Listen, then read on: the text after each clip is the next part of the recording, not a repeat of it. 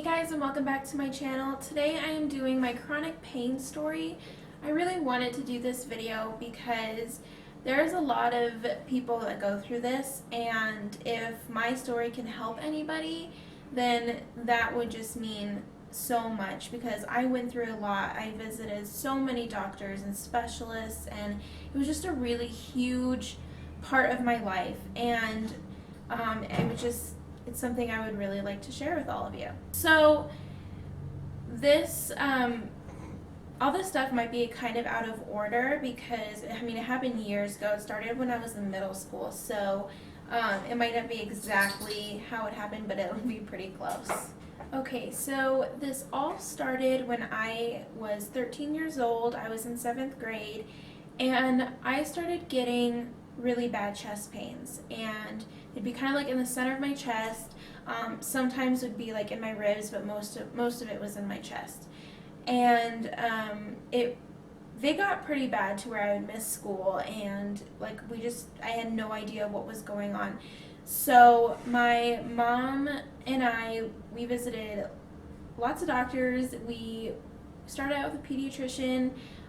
We saw a cardiologist, and after a few visits, they diagnosed me with costochondritis, which is inflammation in between the ribs, and so it was kind of spreading and then making the pain throughout my ribs and my chest. So there's really no way to cure it or anything. You just manage it with pain medication. So at that point, I was just on mild pain medication, I would take ibuprofen or Tylenol or something like that to try to control the pain.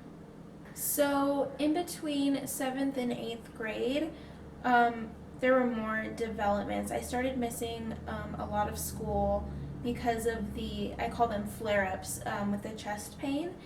And I don't remember what year it was, but one day I was at home and I was walking down the stairs and I passed out for no reason, and I fell down the stairs, and I couldn't really move or feel my right arm. And so an ambulance came, and I went to the hospital, and I was there for a day or two, but for a long time I couldn't feel my right arm, and they eventually chalked that up to I had a pinched disc, and eventually it kind of I don't know, got unpinched, or I don't know, but the feeling started coming back in my arm, and then that was kind of the end of that. And that is important because it kind of ties in with things later on that happen. And because I was missing so much school, because I was in all this pain, and we couldn't figure out a way to manage it, the ibuprofen and Tylenol, nothing was helping. And so I started getting depressed, and that kind of played a huge role in the rest of my journey because it was just the hardest thing. You feel so alone, and then when people don't believe you or think you're just trying to miss school, or then you get behind in school, and then your friends can go and do things without you. And so it was kind of a lot to deal with, especially so young, and dealing with this pain and not knowing how to stop it. It was awful, and it got out of control, and no doctors could tell me what to do to help. And so it became kind of a really dark time for me. Okay, so next, I'm in 9th grade, and all of a sudden I started getting backaches, in my upper back, really bad backaches and really bad migraines. And then those, along with my chest pain, started becoming constant pain. They weren't just flare-ups anymore. And so that's when things got kind of crazy, because I started seeing doctor after doctor after doctor because I was missing school. I could barely function because it was just so much constant pain. It wasn't coming and going, it was all the time. And I ended up seeing a psychologist because I was getting depressed and feeling alone, and I just didn't know what to do anymore. So I was prescribed Zoloft, and actually Zoloft helped a lot. It really, it made me happy, but it evened out my mood so I didn't get so low. So a sort of like list of doctors that I went to see just to kind of give you an idea. I saw an orthopedic doctor. I saw probably, I think, more cardiologist. I went to a pain clinic. I saw a neurologist for my headaches. I saw a rheumatologist. I did acupuncture. I did massage therapy. I did pretty much everything under the sun. I did physical therapy and occupational therapy, and nothing was helping. I was also on pretty much like a gallon bag like full of medication. So I tried Percocets, oxycodone, I was on morphine for a while, and probably so many others that I just can't remember the name of. There were so many medications that I tried, which is, not good for your body. With all those doctor's appointments, I also got diagnosed with scoliosis. That was also one of the reasons.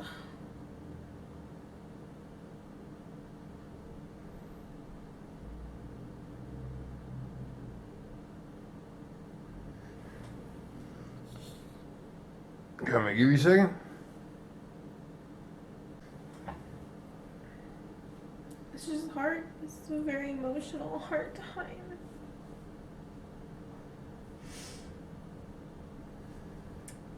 But that was one of the reasons that I had all that back pain. And I mean, I got so bad that I couldn't do any physical activity. If we even did a test one time that I was on the treadmill, and because I'd get really short of breath and I'd get dizzy, so they wanted to test my oxygen levels while I was walking, and my oxygen levels dropped like a lot, and they had to help me to the table and to lay down, so I like almost passed out, and it was just so much.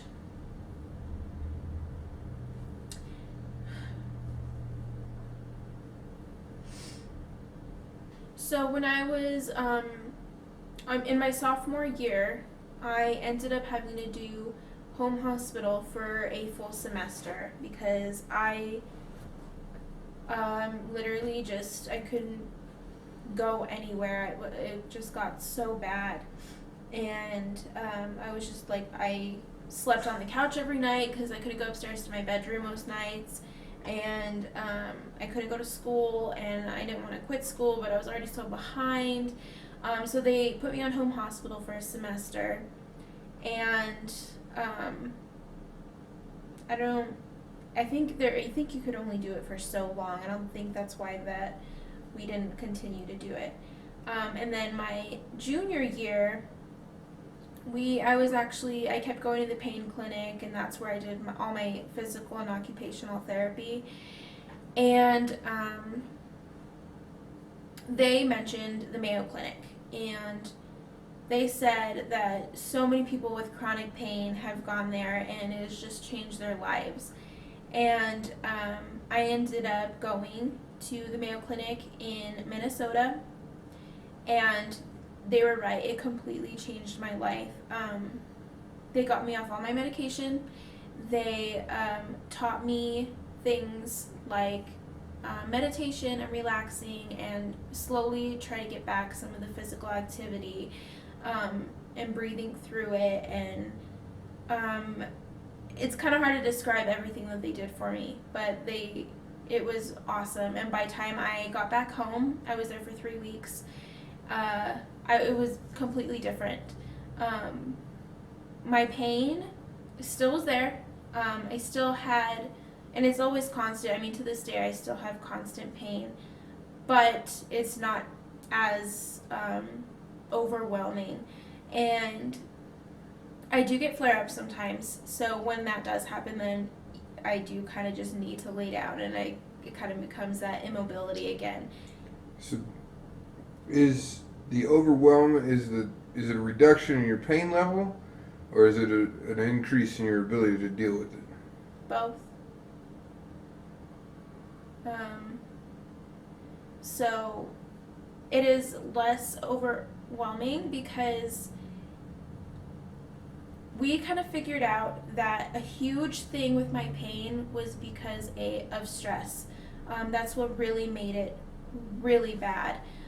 So it kind of goes hand in hand with like learning how to deal with it and it being less pain, because when I learned how to deal with it and relax and meditate, I also was not so stressed out. So the pain kind of went down a few notches, and whenever I do start to feel stressed, I can kind of feel it go back up, and then I'll have to do that again and try to relax. So, I mean, I still would continue to have some problems, and it would still, but it just wouldn't be as bad. Alright, so by the time it's my senior year, I pretty much got things under control. And then I started getting these weird, like headaches, and then also came with these weird like neurological symptoms. That I was getting these things called complicated migraines. And they are kind of different for everybody. Like even I had different symptoms of it throughout the different migraines, but it's basically when your brain kind of freaks out, like, and it's you sometimes you don't even get pain. Sometimes I didn't have pain throughout when I was getting these episodes, and I mean it's really scary because you think you get lost somewhere or you just pass out all of a sudden, but those are really rare. Those occurrences happen 3 or 4 times throughout like 5 years ish. So they're not very common, which is a good thing, but we haven't figured out any way to stop them. So one of the really hard things about chronic pain is a lot of people don't believe you. Even doctors sometimes will say that it is all in your head. Doctors refer me to psychiatrists, and that's I think probably was the hardest thing for me was people not believing. I mean, even sometimes my friends, my family, people who were close to me didn't believe me or thought I was being dramatic, or I've got a lot of people who didn't believe me, and that's hard. I know a lot of people with chronic pain go through that. They feel really alone because people think that, well, there's not an explanation right here, and so you must be making it up or crazy. So, I mean, I have proof, eventually that I am not crazy. I was diagnosed with the costochondritis. I do have scoliosis.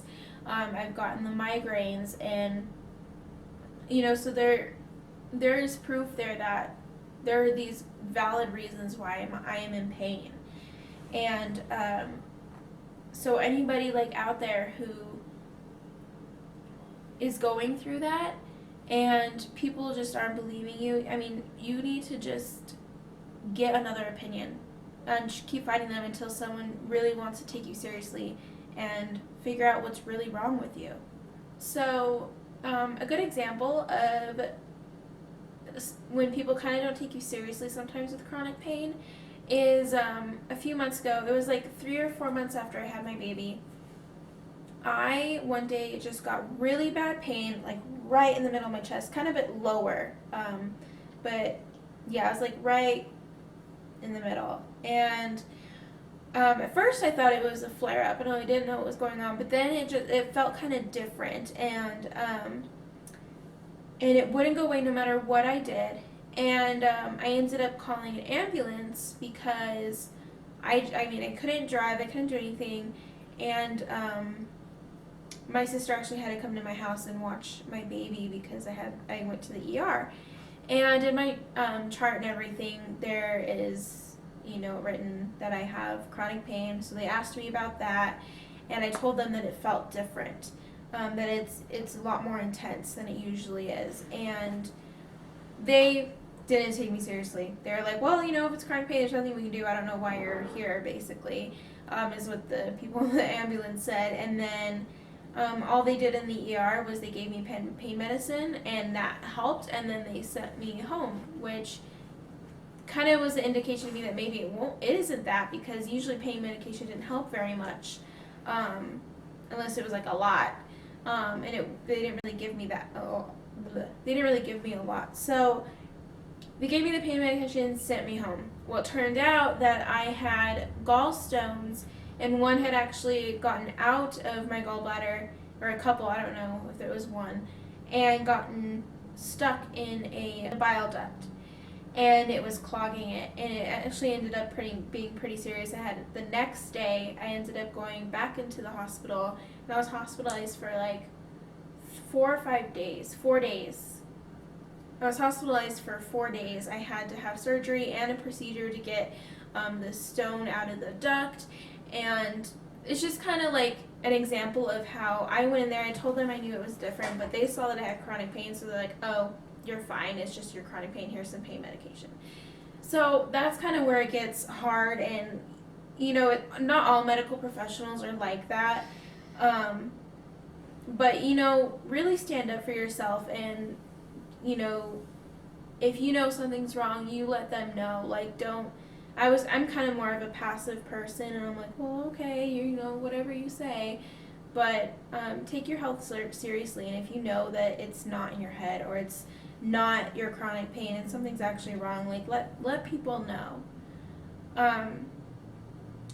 I do gotta say, the one person who has just been here throughout the whole ordeal and has just always stuck by my side and never made me feel like it was in my head was my mom. She took me to all my doctor's appointments. She always made sure that we had an answer. She wasn't just like, well, it's gotta be in your head, sorry kid. Like, she found specialist after specialist after specialist, and she took 3 weeks off work to take me to the Mayo Clinic, and I couldn't have done any of it without her. And even if she maybe thought for a little while that it was in my head, she never ever made me feel that way, which means the world to me. She really got me through all those really hard times. So it's really good to have a good support system. So now with my chronic pain, I still have it. Like I said, I'm in pain all the time still, but it is very manageable, and I do get some flare-ups if I get stressed, or sometimes it's just random. And the hardest part, I think, that has been since I kind of got under control was when I was pregnant. My back was just killing me, and then just being pregnant, you kind of do get stressed, and you have hormones, and so I would kind of get a little bit more like flare-ups and headaches, and but I think my back was probably the worst, and that's most likely, the scoliosis. Hi, Pluto. Lay down. This was just a basic story, a basic outline of what happened. I didn't go into too much detail because, there's just a lot that happened over the years. I mean, that'd be 10 years from the start until now. So I didn't want to, if I went into every single little detail, it would be like 3 hours long or more. So what I'm going to do is, that's just the basic story.